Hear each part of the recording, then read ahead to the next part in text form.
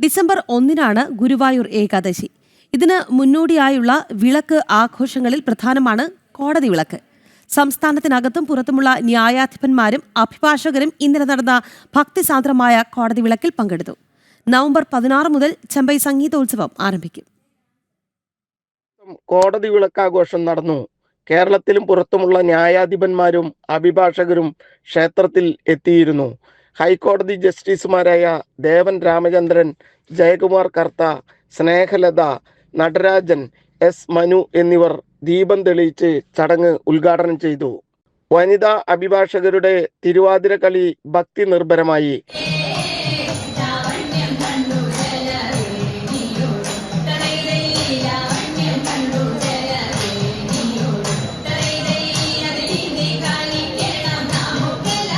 ഭക്തി നിർഭരമായ ഭജൻസ് അവതരണവും നടന്നു.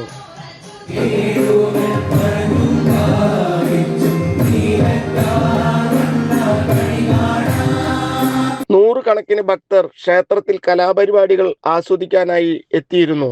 റോഡുകൾ മുഴുവൻ വാഹനങ്ങളെ കൊണ്ട് നിറഞ്ഞു.